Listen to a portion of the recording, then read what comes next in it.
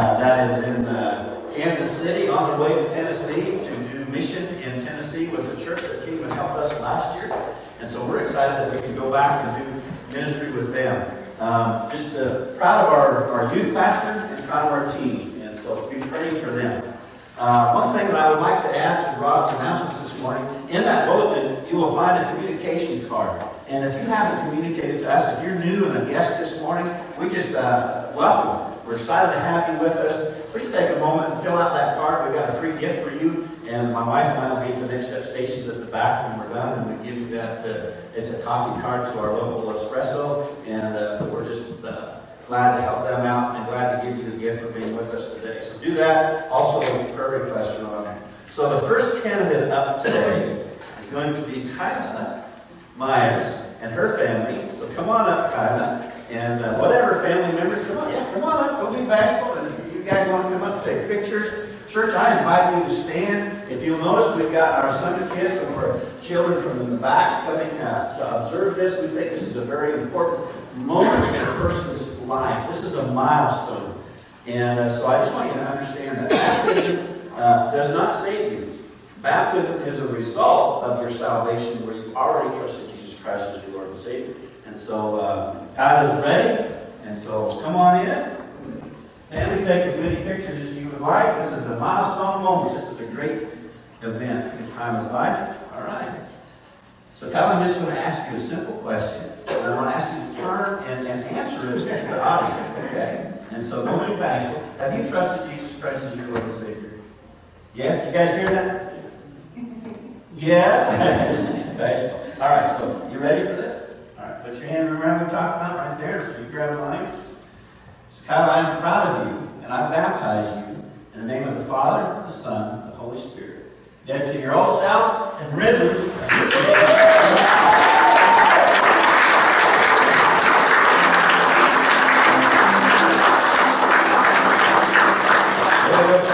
Her name tag can be wet then.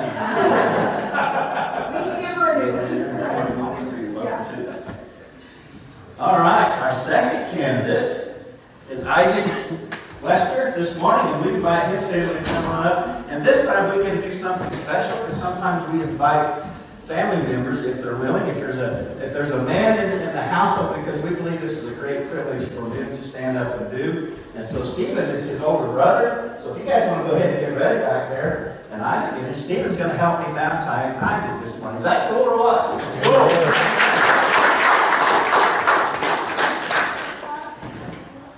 So Isaac, I'm going to ask you the same question. I'm going to ask you to answer it to the audience. Have you trusted Jesus Christ as your Lord and Savior? Yes. All right. Hey, whoa. Stephen, are you ready? Yes. I'm just proud of Stephen. He's come on board helping us in our youth, and just exciting to see what God is doing there. And even though our youth pastor is gone, Stephen and Brandon are going to continue to serve, and we'll continue to have youth group while we're gone. So go ahead and get ready.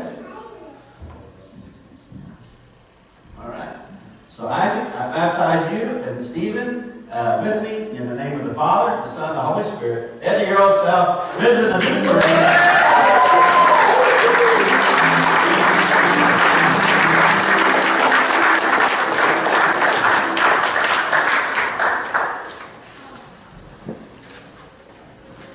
All right, here you go.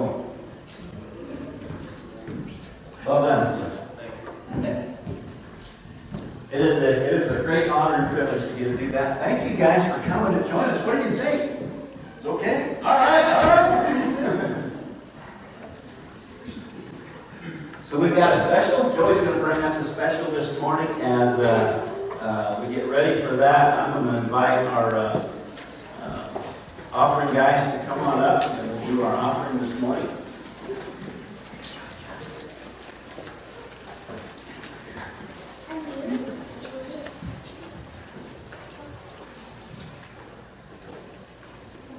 Thank you for your generosity to this church. It helps us do the ministry that we do into our community. Some of you got to participate in our block party here last week, and it's an awesome thing that we get the privilege to do. We love our community.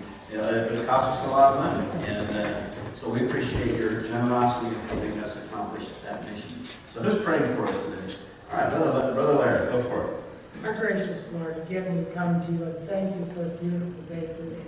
And Lord, we just ask your blessing on these two young people that gave their life to the Lord and were baptized. We just praise and thank you for all our young people, Lord. Father, we just ask that you would bless this offering, bless the gift and the giver. In Jesus' name, amen.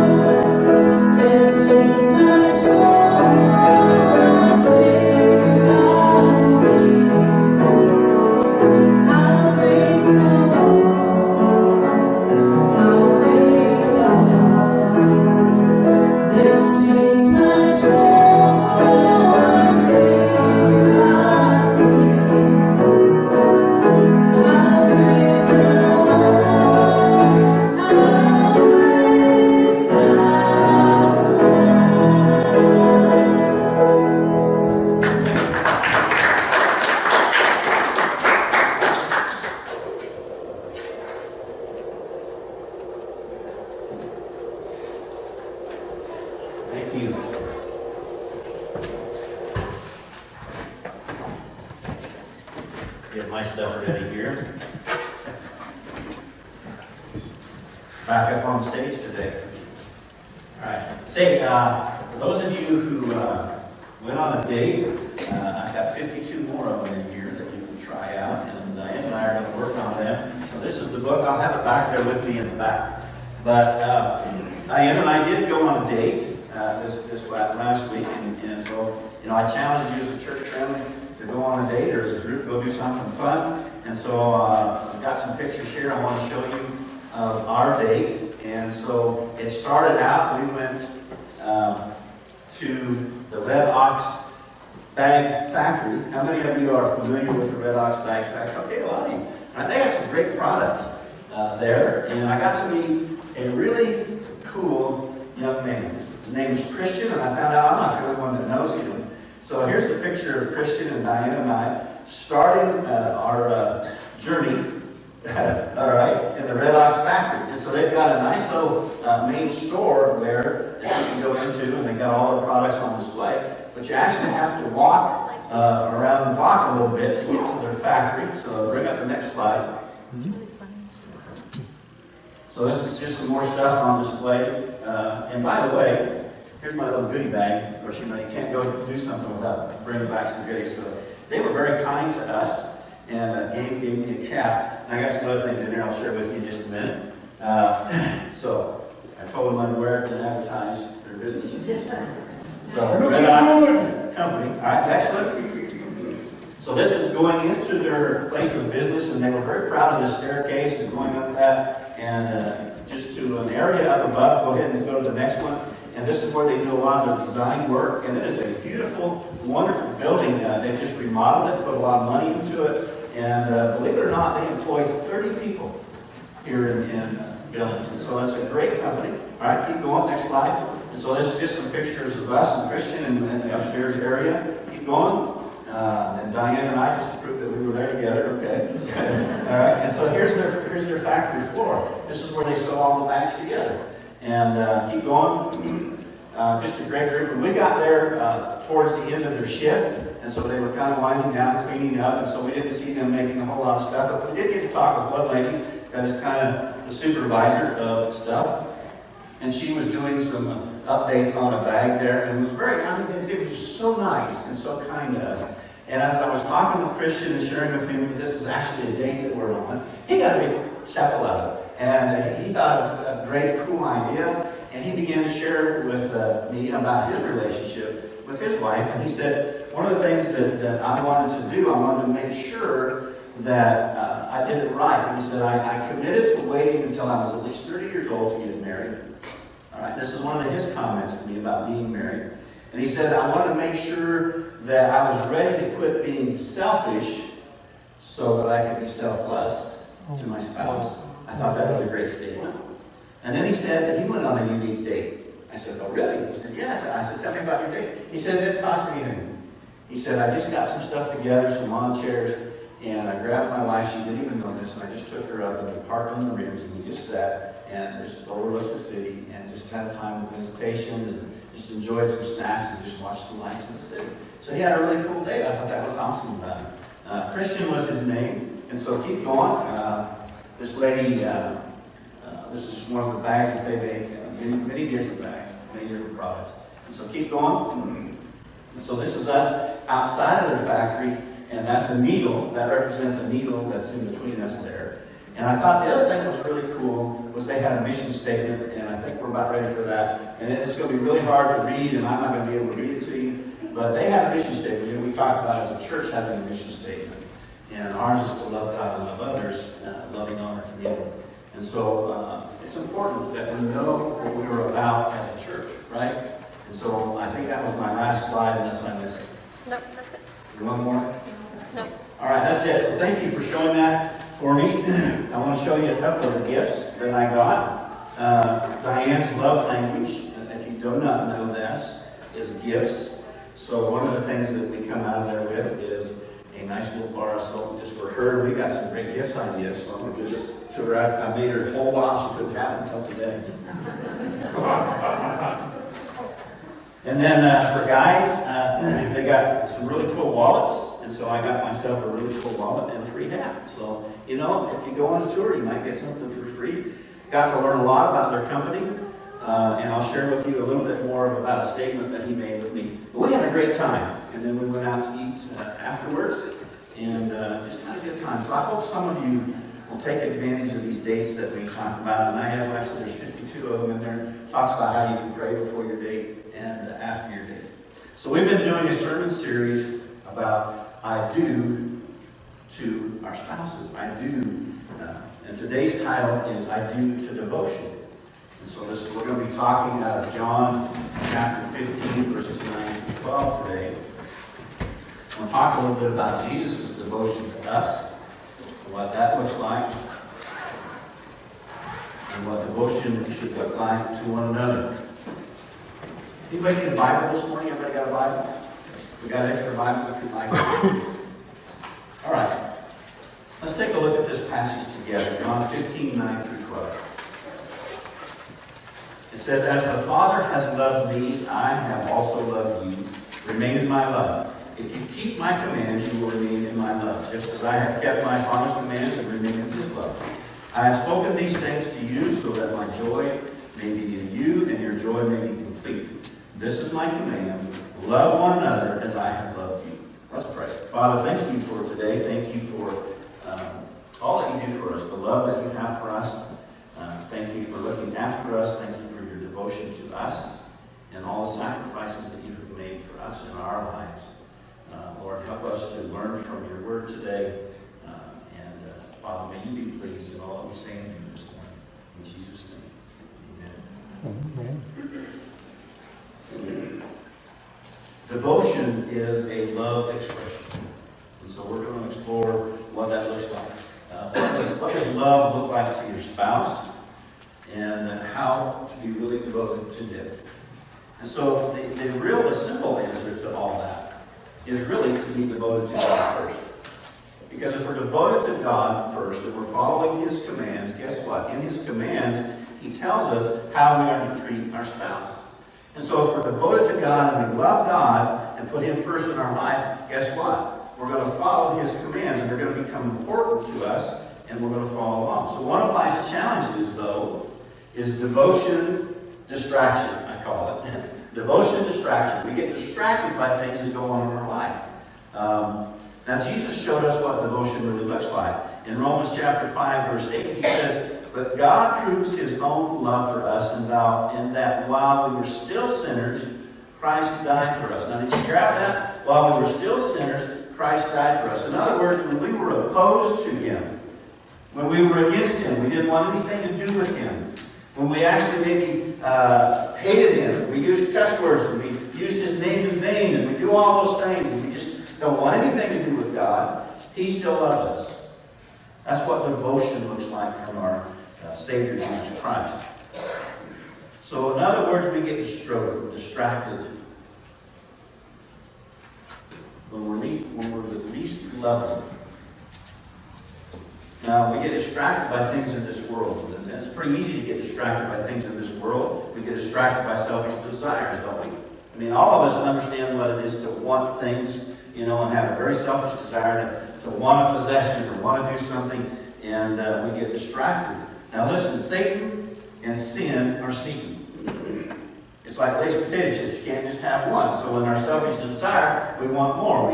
We dip our toe into something and we want more. And I don't know if you've ever been to the movies or ever started watching a show on TV that you thought maybe was going to be all right, but then all of a sudden it blows into something that you probably shouldn't see and shouldn't be watching, and you have a choice to make. You can either continue to watch it, or you can get up and leave and turn it off. And so I would just encourage you to get up and leave and turn it off. Because it's a distraction. It's pulling you away. It's sin. It's something that begins to pull you away from God and from maybe your spouse. Distractions have a way of sneaking up on us. Now guys, remember 2 weeks ago I talked about we needed to continue to conquer our wives' love. Now that doesn't mean conquer our wife, okay? It means conquer their love. Fight for their love. We're in a battle because the world and all the distractions out there are trying to pull us apart. And so we have to fight for our spouse's love. We have to go out on dates. We have to set aside time for them. We have to make them feel special. We need to work on that. And I'm the poorest. My wife will tell you. All right? I don't do it well. She'll dress up and put on some very attractive clothes and spend some time getting herself ready to do something. And the anticipation is just right there. She's there. She's waiting for me to make a comment. And guys, I do it all the time. Because I'm distracted. All right? But I want you to know, I have a beautiful wife. And there's a verse that says, remember the wife of your youth. And I think of that every time. when I look at her. I remember the wife of my youth. I remember how beautiful she was and is today, and how beautiful she is in her heart, and how much that has changed my life. And we'll talk some more about that in a minute. But we get distracted by our next thing that we want to conquer, don't we? We get distracted by we want a new boat, we want a new pickup, we want a better job, we want a better house, we want, we just want. We get distracted. As guys, we get distracted and we work on conquering that next thing. And ladies, you get distracted too. Last week I talked about you need to continue to pursue your husband. Pursue your husband's love. Go after him. Chase after him. Make him feel special. But you get distracted by things too. Usually thing one and thing two. Right? Little kids come in. But you end up pursuing them all day long, don't you? I mean, when you have little children, they're going all over the place, and you're constantly looking after them and going after them, and so you get distracted, and the days become long, and maybe you have to work too, and all these different things. And so when the husband comes home, you just want to say, "There you're yours for now, and I'm off over here. I'm going to go relax." We get distracted. We forget that our husbands still need a little attention too. Doesn't have to be a lot, but a little bit. Continue to pursue your husband's love. I know there's lots of distractions. These are all devotion distractions. They distract us from God as well. We lose our focus. Sin, Satan himself become more important than coming to church on Sunday. In Montana, one of the things that we say is when summer hits, churches just go because there's so many movements cooped up all winter. And we want to get out and enjoy the great outdoors. And it's a great thing. We need to do that. We need to go out and do that something. We need to remember where God's at in our life. And we need to remember that God needs to have priority in our life. And when he does, the rest of our life falls into place. Matthew 6:24 says this. It says that no one can be a slave to two masters, since either he will hate one and love the other, or be devoted to one and despise the other. You cannot be slaves of God and money. In other words, slaves of God or slaves of the world. Because really that's what the money represents, all of our desires of the world. And so if you become entrapped or deceived or distracted by the things of this world, they will pull you away from God, they will pull you away from your spouse, they will pull you away from your children. All those things because it becomes selfish. And you can't serve two masters. You'll love one and hate the other. So when you say "I do" to devotion, I just want to encourage you, let it be to God first. Let it be to God first. Matthew 6:33 says this, "But seek first the kingdom of God and his righteousness, and all these things will be provided for you." When we seek God first, when we get him right in our priority in our lives, then all these things will be added unto you. And it's talking about, basically all of our worldly needs, food, clothing, housing, whatnot, but also spouses as well. When you say "I do" to devotion, it means really three things. Really three things. And so if you're filling in the blank, the first thing on there is love. I do to love. Devotion is like love, and it cannot be demanded. It can only be freely given. You can't force somebody to love you. You can't force somebody to be devoted to you. It can only be freely given. But here's the thing. We are designed for intimacy and have a natural desire to be devoted to something. It's just natural in us. God created us that way. God created us for an intimate relationship. And so I want you to think about this in that love is as unique as a fingerprint. Think about all the people that you maybe love in your life. Okay? You love them all differently, right? If you have children, you love them all differently. If you have parents, you love your mother and father differently. If you have siblings, you love them differently. Love is unique. It's as unique as your fingerprint because love is an expression to someone.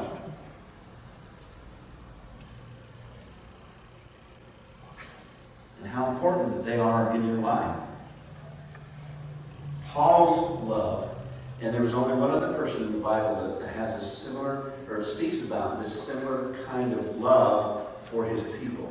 Paul's love and devotion to the Jewish people led him to be willing to become cursed in their place. Look with me in Romans 9, chapter 3. I challenge you, just go ahead and open your Bible. It'll be up here. But I want you to look at Romans chapter 9, verse 3. This is Paul after being converted. Remember, before he was converted, he had no problem with persecuting people. He was party to it. But after Jesus got a hold of him, look at the change that was made in his life and how he began to look and love at those around him. In Romans chapter 9, verse 3, it says, "For I could almost wish to be cursed and cut off from the Messiah for the benefit of my brothers, my own flesh and blood." In other words, he's saying, I would wish that I would take their place. I wish that they would wake up and see their need for Jesus Christ. I'm willing to be cursed in their place. These people are so important to me. Ladies and gentlemen, it's important for us to have that thought and that look on the people of our community. I dare say that would be a very hard thing for most of us to be willing to do. But Paul was willing to do this. There was one other guy in the Bible that says something similar. That was Moses. He said, "Let me suffer the consequences of their sin." These are all Christ-like qualities, right? Because Christ died on the cross for us. Christ died on the cross for our sins, even when we didn't love him. That's where Paul was at. Paul was completely devoted to God, and his life and service was dedicated to God as a gift. You ever think about that? You ever think about your life and service to God as a gift to him? It is. When Diane and I first began dating, we had both been praying for someone. And as we were looking back and talking about this, I asked Diane to help me with this, and I was just bouncing ideas off of her. As we were looking back, she said she knew by the second date that I was the one. And she made this statement. She said, "I just fell into it." She just fell into it. And she said, the other thing that really astonished me, I was totally surprised by this, because, she said she was surprised that she fell in love with me by the second date. It surprised her. It caught her off guard. Why should it? She'd been praying. We've been praying for a mate. For me, it was different. And a different track. For me, it was growing into loving her. Let me explain this to you. Because this has always been a challenge in our marriage. Something that we talk about often. It was a rebuilding the brokenness in me. Because, see, I had come out of a divorce. And so I had a broken heart. All right? I had a broken heart that needed to be healed before it could begin to love someone else again. And so when I say I had to grow into it, because of Diane's falling into love with me and loving me passionately, extensively, beyond what I thought could happen, I grew into loving her. See, she healed my broken heart because of her love and her giving herself, making me feel very important. Her love and devotion to me healed my brokenness. I want you to understand that we all live in a broken state if we don't have Jesus Christ in our life. And here's the thing. Jesus wants to heal that brokenness in our heart. And only Jesus is the one that can do it. Jesus can heal that brokenness in your heart. Whatever you're dealing with, whatever you're broken over, give your life to Jesus Christ. Put him first, and that brokenness will be healed. That's what I did. After my divorce, I began to pour my life into God. I cried out to God, asked him for help. And then he provided Diane because she was praying too. And he provided her because he knew I needed someone to heal my broken heart. You guys ever experienced painful love? Let me explain this. Painful love is like this. There's loving someone so much, it hurts. You ever experienced that? You love someone so much it hurts. When they're gone from you, whether maybe just for the day, maybe they're gone to work, you just can't wait to see them. You love them so much, you just want to see them back. I remember Diane when she went on the first mission trip, and she was gone from me. This is the longest she'd ever been gone from me. It was almost 2 weeks. Man, I'm telling you what, it hurt. I couldn't stand it anymore. I couldn't wait for her to get home because I missed her so much. My heart hurt. It was painful love. That's what I mean by painful love. Okay? Not the ugly kind, but the painful kind of the love is so great. That's the kind of love I want you to understand that our Lord has for us. Jesus Christ has painful love for you. He wants to heal that brokenness. It hurt him so much he was willing to give his life on the cross for you. That's painful love. Painful love moves us into doing anything and everything we can for the one we love. Now, saying I do to devotion means the second thing. It means loyalty. Loyalty. Loyalty is an important word in our marriages, isn't it? It's not a word, but a lifestyle. Loyalty is a lifestyle. Now, our tour guide, Christian, talked about quality. He talked about parachute quality. He said, as he was describing making these bags, he said, we have the idea that we want to do parachute quality. Well, what does parachute quality mean? Parachute quality means that life is on the line. When you're making this product, when you're making a parachute, a life is on the line. Somebody's going to use that, and if it doesn't work properly, their life is on the line. And so he said, we design our bags with that idea as we build them. And he was going on to describe the extent that they do, not just one stitching, but two stitchings, but three stitchings on all of their seams, and how they would use a special product, that canvas that would repel the soaking of even oil, and all different kinds. He just explained it. It was so important to them that these bags were like someone's life was on the line. I want you to understand that devotion, if you think about it, is similar. Someone's life, if you look at devotion to a person, a life is on the line. Maybe it's your children's lives. Maybe it's the life of your marriage. A life is at stake. It's that important. So we need to be devoted. Compare your relationship to a parachute.